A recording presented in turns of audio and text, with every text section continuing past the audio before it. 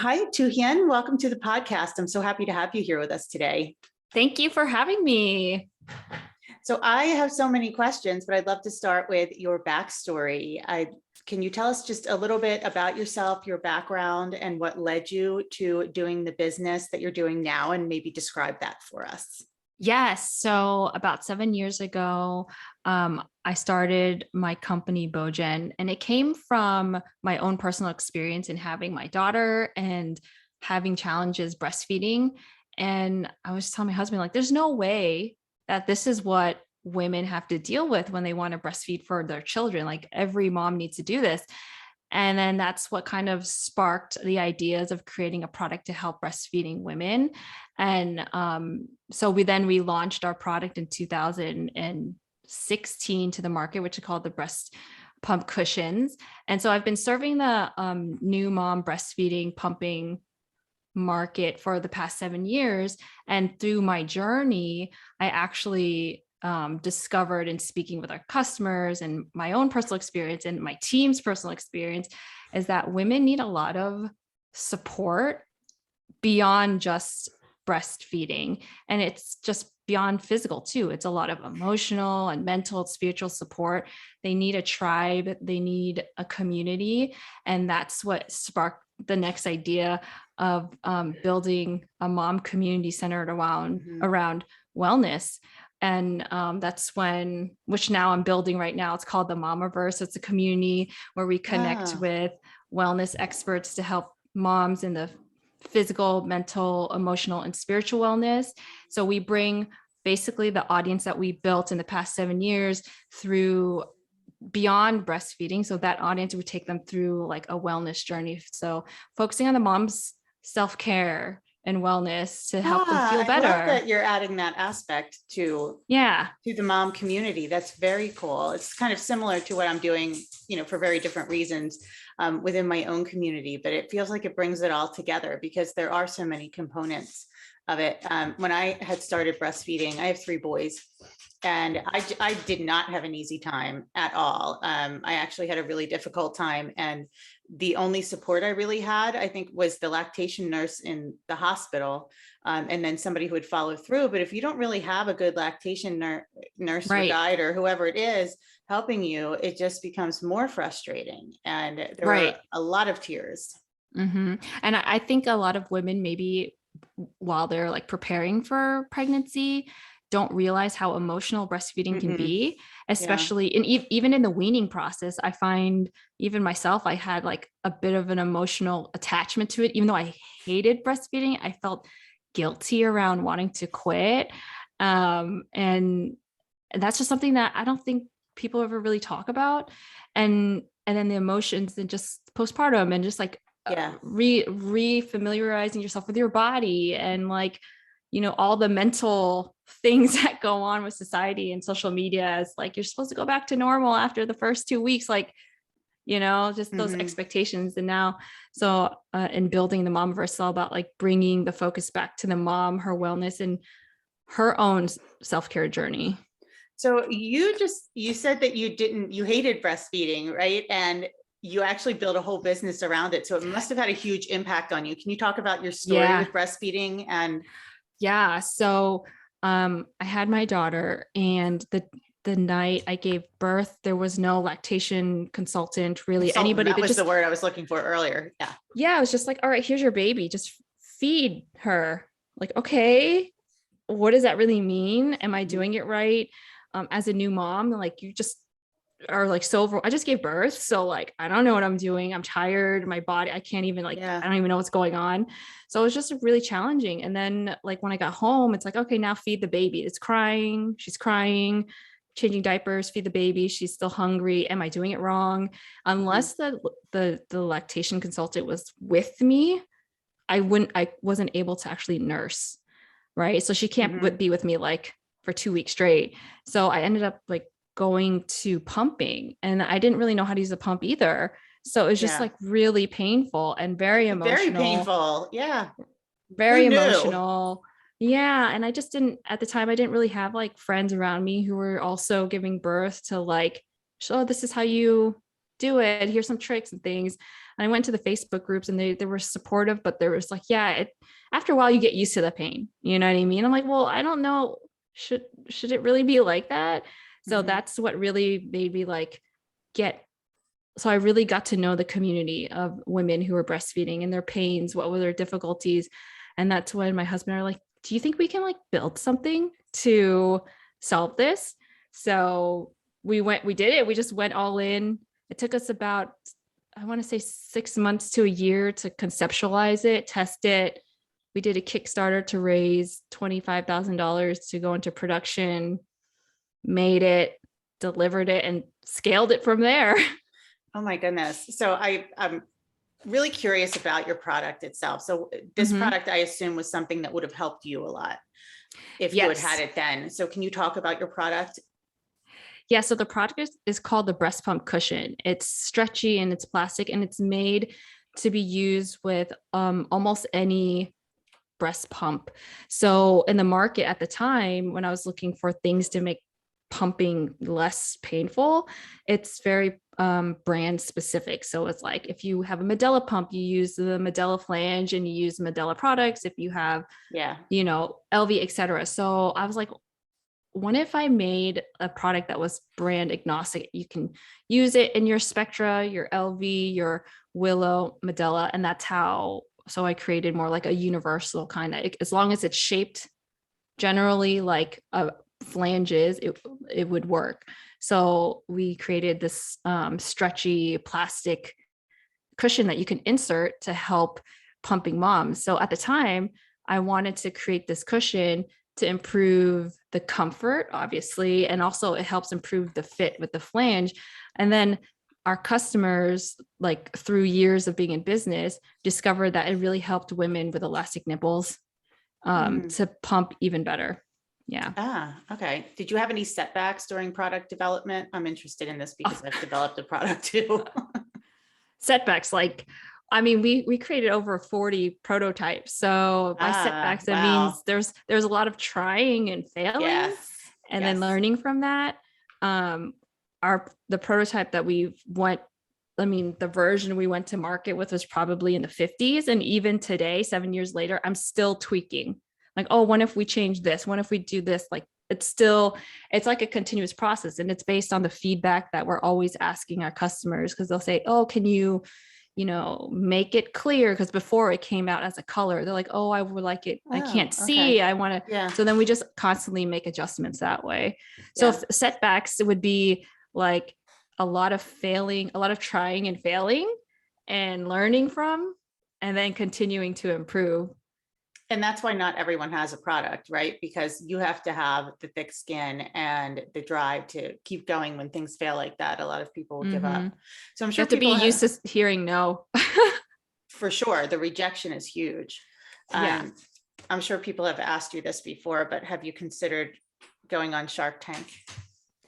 I have. I think I would be open to the opportunity. I think it would be a great experience honing in on pitching, and a lot of these sharks really want to see as like the business owner, if you understand the business and if you understand your numbers, and if you understand, I think they pretty much assume you understand the product, but like, do you understand the business? And you have to have those numbers like, right there. Yeah. Right. Yeah. So I mean, I'd be open to it. I just never really actively pursued it. It's just something I could see. I've watched a lot of Shark Tank. I don't want to do it myself. I think it's more of a personality thing and just goals, my overall goals for my own business. But I could see this as something that would work really well, and you would probably introduce it well. Okay, so a couple other questions around the business, and then I want to ask you about being a working mom too. So you developed this community of moms. I love the idea of a community. Can you talk about how you created this community? It's not easy to do. Right. So in the beginning, while I was just kind of learning about breastfeeding, I just got connected in these mom Facebook groups, and I was talking to them like, hey, I think I want to like build something to help pumping moms. And just a lot of women were kind of just like rallying for me and supporting me and just my efforts. And then they were like, and then I created like a private Facebook group. And then they're connecting me with other moms. So it really grew like naturally grassroots, like, hey, you're suffering from pumping. This mom is like trying to develop or create a new product.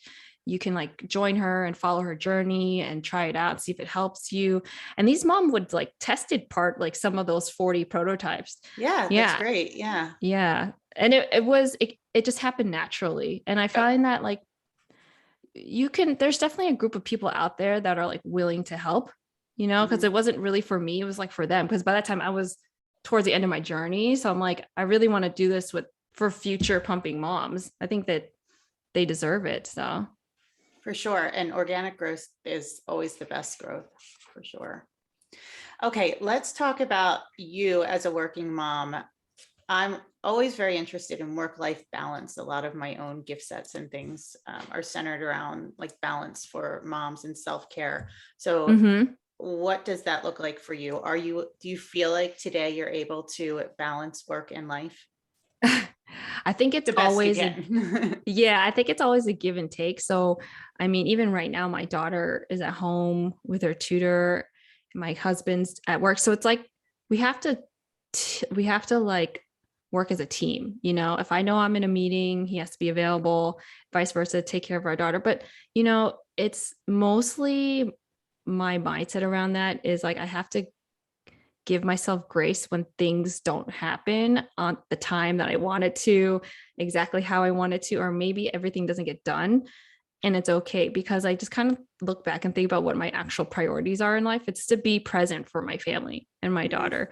So if she's around, she needs me, like I can just end my meeting early if I need to, or I just don't do that one spreadsheet that's been lingering. You know what I mean? It's just prioritizing and really, really going back to what's important and why I'm doing what I'm doing. It's like, I'm doing what I'm doing because I want to be available and present for my daughter and my family. So I don't want to put the pressure on that, like I have to get everything done. It's really hard to do that, isn't it? Yeah. Sometimes when you're involved in something, being able to take a step back.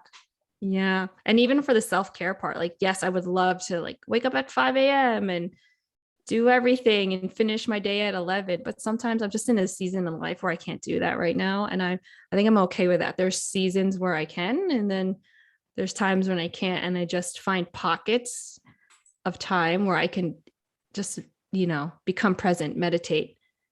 And I like that you describe it as pockets. I call them blocks. Just these little blocks. I'm looking my calendar, my planner. I still write in a planner. I have an online one as well, obviously, but I like to see the physical one because I can actually draw blocks around it and say this time is purple, and that means I'm going to the gym, and that's that break in my day.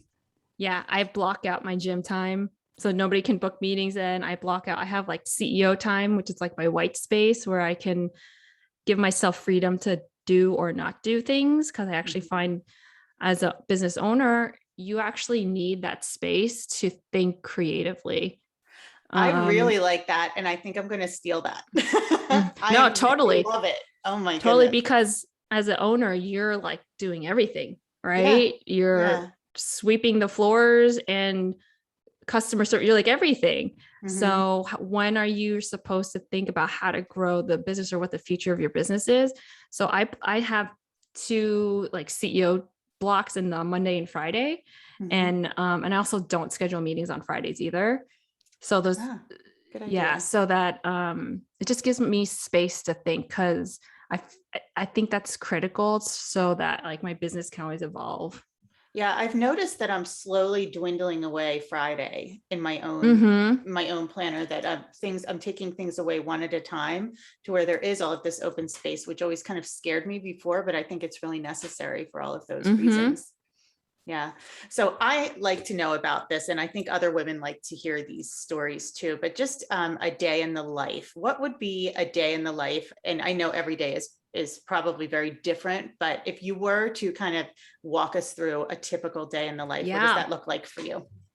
Yeah. So I love waking up before my family so that I can get, at least an hour of me time, because I want to be able to fill up my cup and feel whole and, overflowing with love and all that before I have to like dealing or like taking care of everybody else. So I love to wake up early, well, as early as I can, if I can get an hour early, and meditate, just like a 10-minute guided meditation, get myself in the right frame of mind.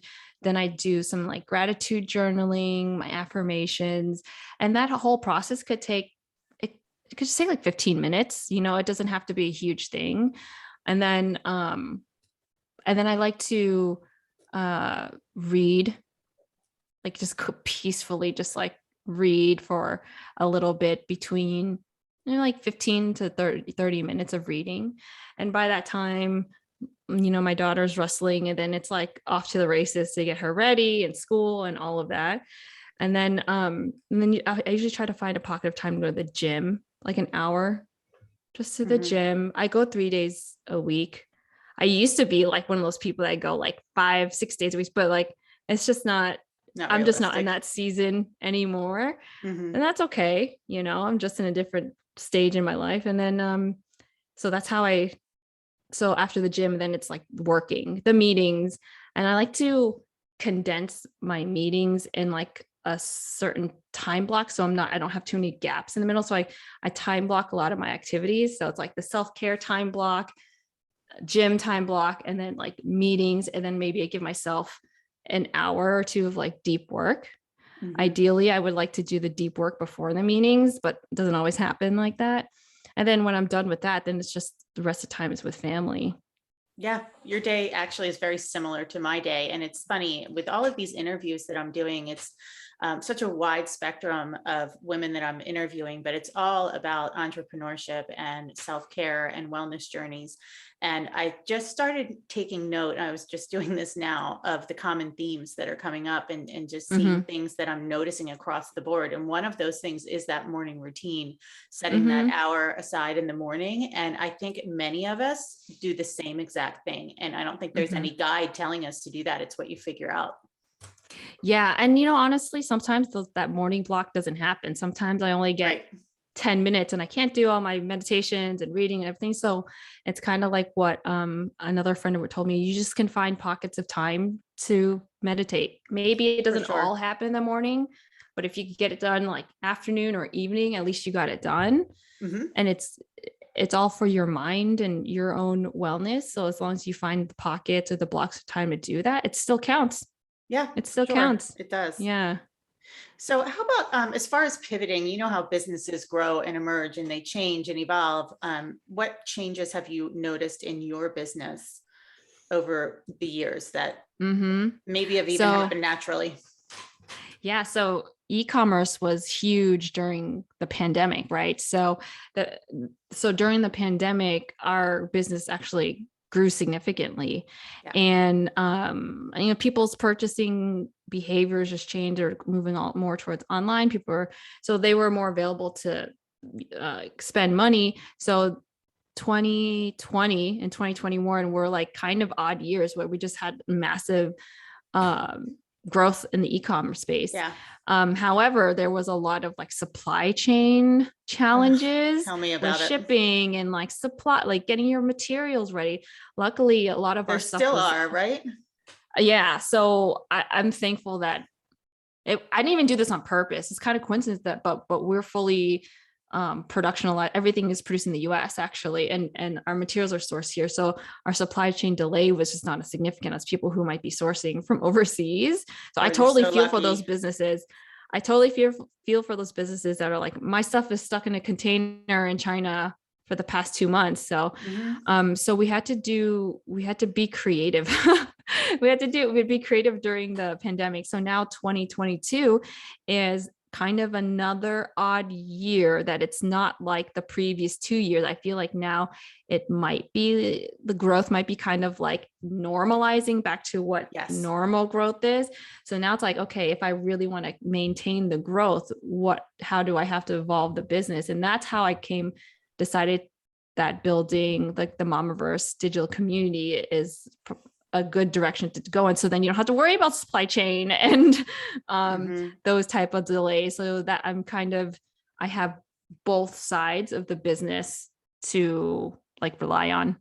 Yeah. And I think many of us are doing the same thing. I'm Mm-hmm. also doing that. And I really enjoy both sides of it. I love Mm-hmm. having kind of the more, the creative side that doesn't involve actually putting products together and selling them. Mm-hmm. The shipping, the Yeah. packaging, the getting Yeah, lost. exactly. I'll be doing that as soon as I'm finished with this interview. I have a lot of shipping.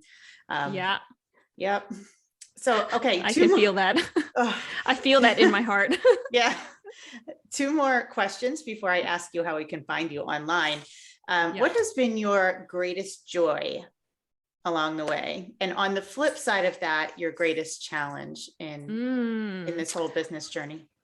My greatest joy has been impacting women's lives positively. The feedback that we've gotten from moms who said like, oh my God, you saved my pumping journey or helped me feed my baby, or it was just like a lifesaver. It has been amazing. And I don't really know if you could put like a dollar value on that when you're getting this type of feedback, and also being able to hire a team and like impact their lives that way, like showing up as challenging me to show up as a leader for them, and then teaching them how to lead as well. Cause like I consider my company at Bojen as like, we are leaders in this space. So let's show our moms how we're going to lead them with like compassion and kindness and understanding. So it's like kind of spreading that message. Yeah. And you're able to decide Yeah. that you want to lead with compassion and kindness. And Right. I think that's one of the best parts of it. Yeah. To just set the tone. Yeah. And then you said what the greatest challenge was. Similarly, it would also be how to be the leader. Like, I don't know if there is like leadership school for entrepreneurs or something like that, but really understanding what leading means, leading myself, leading the customers, leading my team. There's many different aspects of it. So, and a lot of it has to do with my own mindset, my own limiting beliefs, my own stories I've been telling myself, and doing the deeper inner work on that side, which has been, I mean, it's challenging. It's emotional. You have to like uncover the layers and years of and layers of stories you've been telling yourself. For sure, yeah. So it's been a challenge, but like, you know, I think the challenge is worth it because it helps me evolve so that I can show up as a better, you know, person, leader, teammate, mom, parent, everything. Yeah, because you really are growing these life skills in general that you can use across the board. It is a challenge, though. I can completely relate to that. When I'm a very sensitive person, but I'm also used to working in higher education where I held some positions in leadership. But when it's your own business, it's a whole different thing because it's very emotional. It is very emotional. So any advice that you would have for moms who are just starting out on their breastfeeding journey, who may be sitting there in tears right now because they're thinking this can't be it, and I don't think I can keep doing this? Well, the first thing I would say to a mom is it's okay. What you're feeling is normal and that you're not alone. Everybody is on their own breastfeeding, wellness, self-care journey. And what you're feeling is totally normal and totally fine. You have permission to feel what you're feeling. And my advice to the mom would be to find your community. You know, we've built Bojen for moms like you and the Mamaverse for moms like you. And we would be open and welcome to being that supportive, encouraging community during really emotional and challenging times. I don't want to make it sound like being a mother and motherhood is like, you know, the worst or, No, but it's hard. And we need to exhausting. be real about it because, moms who are looking for help with breastfeeding will probably turn on YouTube and see these moms completely perfectly made up doing their like birth stories with like their eyelashes on and the baby's there and they're talking like it's seamless, but that's not reality all the time. Right. Maybe Most of it's the time. right. I would say most of the time it's not. And it's okay.